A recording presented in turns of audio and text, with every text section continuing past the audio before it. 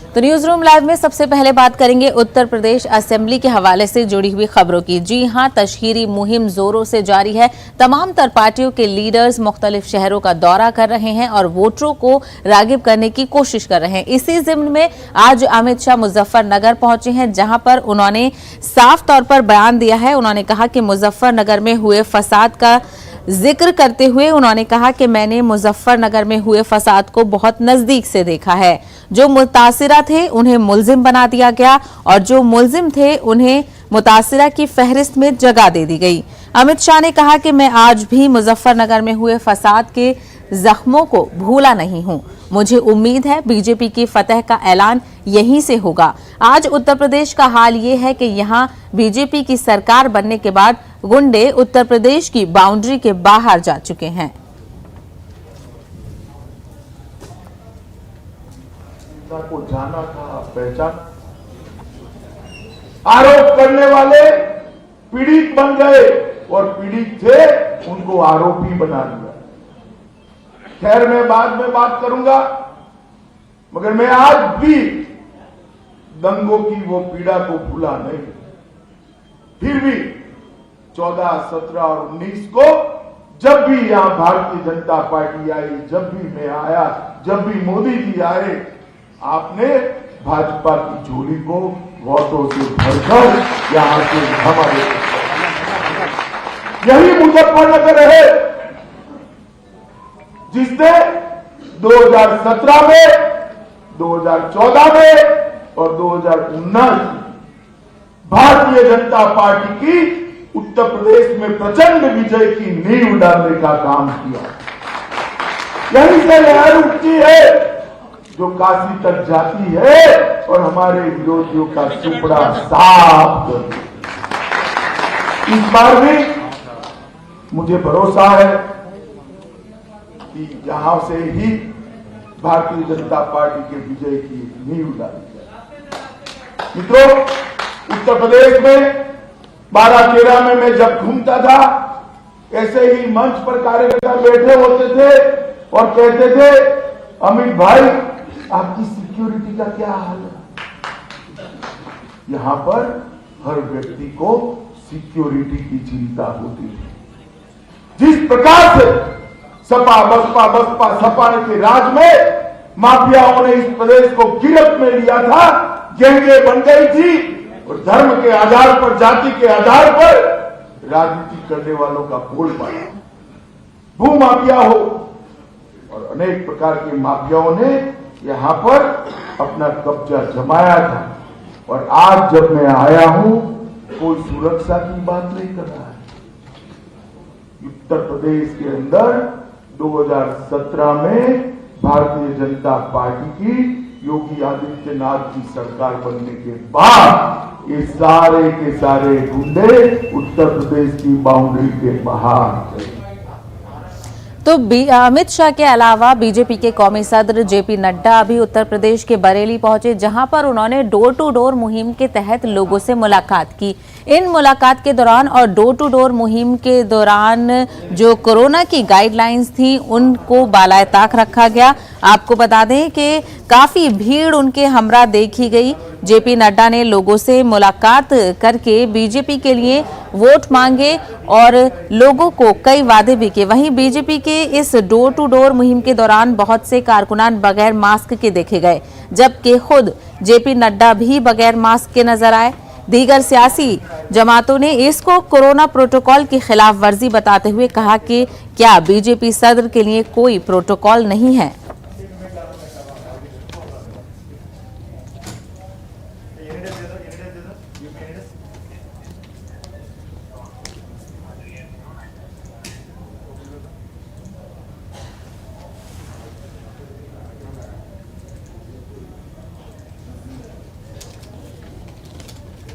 वहीं उत्तर प्रदेश के नायब वजीर आला केशव प्रसाद मौर्य ने अपने एक बयान में कहा कि जेपी नड्डा के डोर टू डोर कैंपेन के दौरान कोरोना के प्रोटोकॉल्स का खास ध्यान रखा गया है और लोगों ने मास्क भी लगा रखा है। वहीं जो हकीकत है वो इसके बरक्स है। आपको बता दें कि बीजेपी के सदर जेपी नड्डा के डोर टू डोर मुहिम के दौरान इलेक्शन कमीशन की हिदायत को बालाए ताक रख दिया गया। चुनाव आचार संहिता के क्रम में यह तय किया गया है कि 5-5 लोगों का एक समूह हो, लोगों के पास वोट मांगने हाथ जोड़ करके जाएगा। भाजपा जा रही हर घर और हर द्वार हाथ जोड़ करके हम लोग वोट मांग रहे हैं। जब चुनाव आचार संहिता के क्रम में यह तय किया गया है कि 5-5 लोगों का एक समूह हो, लोगों के पास वोट मांगने हाथ जोड़ करके जाएगा।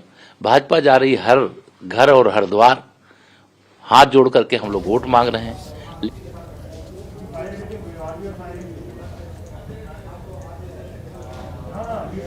वहीं पेगासस स्पाईवेयर मामला एक बार फिर से सुर्खियों में आ गया है। जी हां, अमरीकी रोजनामा में इस हवाले से एक रिपोर्ट शाया हुई है जिसमें यह दावा किया गया है कि हिंदुस्तान ने दिफाई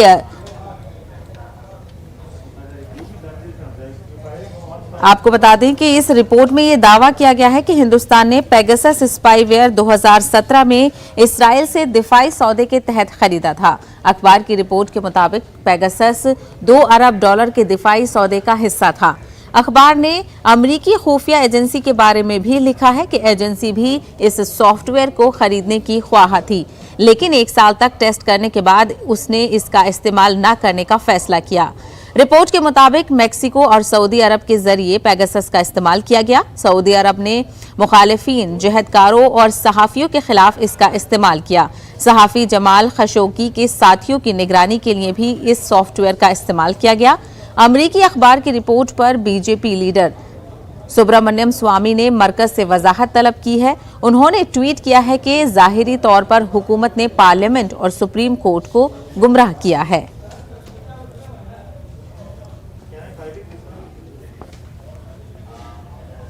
वहीं शिवसेना के लीडर संजय राउत ने पेगासस मामले को लेकर बयान दिया है। उनका कहना है कि इस मामले में जो भी अपोजिशन पार्टियों ने आवाज उठाई थी उसको बीजेपी ने और मरकजी हुकूमत ने दबाने की कोशिश की थी। वहीं उन्होंने अब हुकूमत से इस मामले में उन्होंने कहा कि हुकूमत को इस मामले में सफाई देनी पड़ेगी। आप भी सुनिए उन्होंने क्या कुछ कहा। बीजेपी के प्रवक्ता या हमारे विदेश मंत्रालय की तरफ से बोलने दो, न्यूयॉर्क टाइम्स झूठ बोल रहा है। जो बात हमने रखी थी 1 साल पहले या जब पेगासस का खुलासा हुआ था, तो राहुल गांधी हो, सभी नेताओं, हम सभी ने पार्लियामेंट में या बाहर बार बार उस बारे में तथ्य और एविडेंस सामने लाने का कोशिश किया था कि हमारे सबके ऊपर निगरानी रखी जा रही है। हम क्यों, बीजेपी के बहुत बड़े लोग हैं, मंत्री हैं, उनके ऊपर भी निगरानी है। यूपी के मुख्यमंत्री हो या और कोई हो, बीजेपी के मुख्यमंत्री के ऊपर भी निगरानी चल रही है, सबको मालूम है। और क्या बोलना चाहिए, हमें मालूम है हमारे पीछे क्या हो रहा है। हमारे परिवार के बैंक अकाउंट देखे जा रहे हैं, बार बार आकर उनके लोग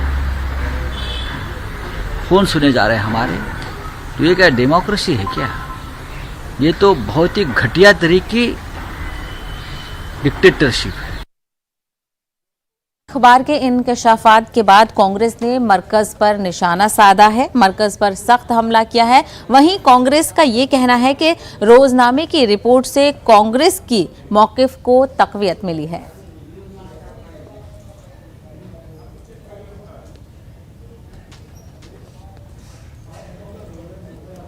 समाचार पत्र ने वो साबित कर दिया जो कांग्रेस हमेशा कहती थी।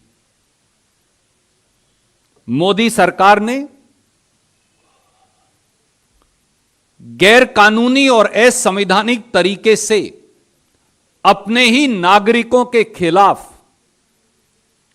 जासूसी स्पाईवेयर पेगासस इजराइल से खरीदकर इस्तेमाल किया और उसके लिए सीधे प्रधानमंत्री नरेंद्र मोदी जिम्मेवार हैं। यह प्रजातंत्र का अपहरण है और देशद्रोह है। 5 सत्य अब सामने हैं। नंबर 1, मोदी सरकार ने साल 2017 में जब प्रधानमंत्री नरेंद्र मोदी इजराइल गए थे तो इजराइल से जो मिलिट्री इक्विपमेंट खरीदा उसके सेंटर पीस में पेगासस जासूसी सॉफ्टवेयर था और 2 बिलियन अमेरिकी डॉलर से इसकी खरीद की गई। दूसरा सत्य, पेगासस सॉफ्टवेयर करता क्या है? यह गैर कानूनी तरीके से सेल फोन के मालिक की जानकारी या इजाजत के बगैर आपके सेल फोन को, देश के नागरिकों, यह हैक करता है, व्हाट्सएप को भी और सेल फोन को भी। आपके माइक्रोफोन और कैमरा दोनों को कैप्चर कर लेता है और फोन ऑन हो या बंद हो, उसके चारों तरफ जो बात हो रही है उसकी फोटो और उसकी वार्तालाप, ये गुप्त तरीके से सेलफोन के मालिक की जानकारी के बगैर मोदी जी की एजेंसियों को भेजता है। और मोदी गवर्नमेंट ने, मोदी सरकार ने पार्लियामेंट को धोखा दिया। आईटी मिनिस्टर अश्विनी वैष्णव जी ने यह कहा कि इस प्रकार के किसी सॉफ्टवेयर की खरीद की उनको जानकारी नहीं। मैं वो कागजात आपको भेज रहा हूं। गृह मंत्री और गृह मंत्रालय ने देश के धोखा दिया। आरटीआई के एक जवाब में कहा कि उन्होंने इस प्रकार का कोई सॉफ्टवेयर खरीदा ही नहीं।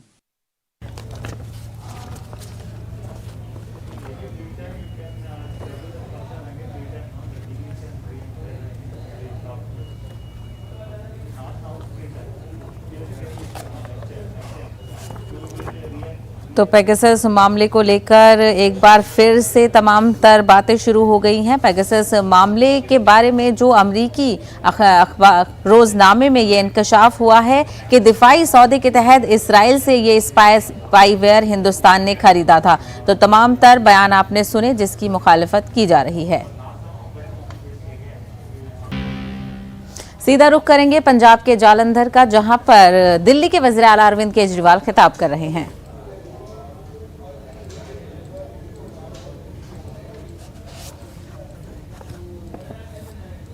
में भी करेंगे।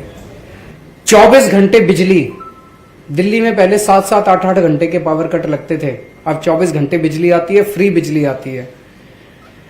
24 घंटे पीने का पानी।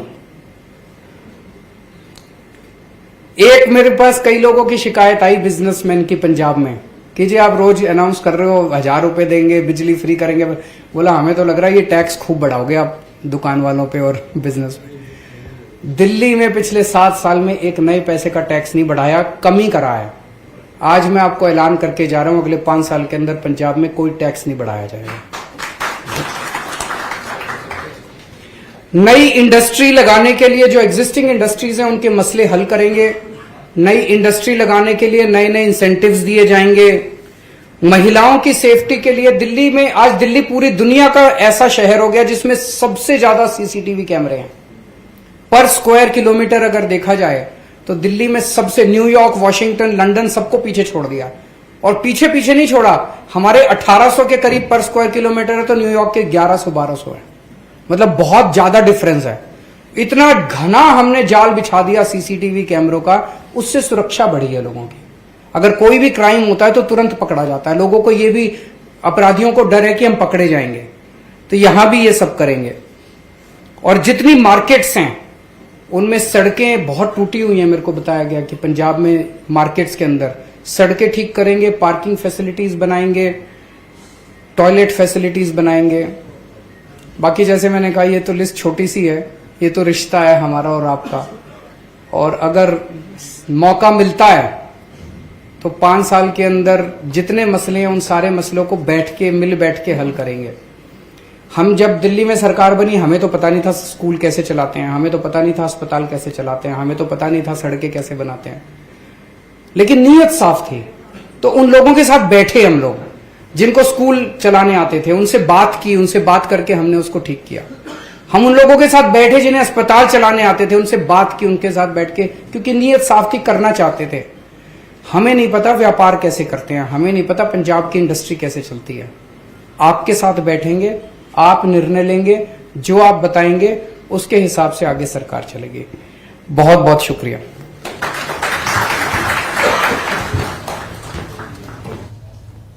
कानपुर का कंटोनमेंट असेंबली हलका जहां मुसलसल 3 सालों से बीजेपी का कब्जा रहा है, लेकिन 2017 में कांग्रेस के सुहेल अख्तर अंसारी ने ये सीट जीती और फिर एक बार कांग्रेस ने उन्हें ही अपना उम्मीदवार बना दिया है। इस सिलसिले में हमारे नुमाइंदे संदीप सविता ने एमएलए सुहेल अख्तर अंसारी से बातचीत की। कानपुर की कैंट विधानसभा जहां पर लगातार 30 सालों तक भारतीय जनता पार्टी का कब्जा था, 2017 में सुहेल अख्तर अंसारी ने उस कब्जे को खत्म किया और यहां पर जीत हासिल की। हमारे साथ मौजूद हैं, इस बार वो फिर से कांग्रेस के प्रत्याशी हैं, मैदान में हैं। किस तरह की तैयारियां हैं सर, और किस तरह से आप चुनावी मैदान में? तैयारियां जो लोग क्षेत्र में नहीं रहते वो तैयारियां बराबर करते हैं। हम लोग तो क्षेत्र में 5 साल थे, इसलिए हमारी 5 साल से तैयारी है। उस तैयारी का ये फल मिलेगा कि जब क्षेत्र में हम रहते थे 11 से 2 बजे तक के अपना काम करते थे, तो हमें तैयारी करने की कोई जरूरत नहीं। हमारी जनता हर वक्त तैयार है, हर वक्त वो लड़ने के लिए तैयार है। तो जिस तरह से एक चीज़ और सुहेल साहब की कैंट विधानसभा में ये देखा गया है कि जो दूसरे बीजेपी को छोड़कर दूसरे दल हैं मुस्लिम प्रत्याशी उतार देते थे, उसकी वजह से लगातार भारतीय जनता पार्टी का यहाँ पर कब्जा था। इस बार क्या लगता है कि ऐसा ही कुछ देखने को मिल रहा है, इससे कोई असर होगा, क्या लगता है आपको? 2012 में परसीमन हुआ, उसके बाद से यहाँ मुस्लिम बहुसंख्या में कहते हैं लोग, लेकिन मुस्लिम बहुसंख्या में लोग हैं, परसेंटेज में हैं, लेकिन जिसको सर्व समाज का वोट मिलता है वही विधायक बनता है। एक कम्युनिटी से कोई विधायक नहीं बनता। और इस वक्त हमारा ये हाल है कि मुस्लिम कम्युनिटी तो मुझे वोट दे रही है, लेकिन हमें सर्व समाज के लोग वोट दे रहे हैं, इसलिए मैं दोबारा पुनः चुनने जा रहा हूँ।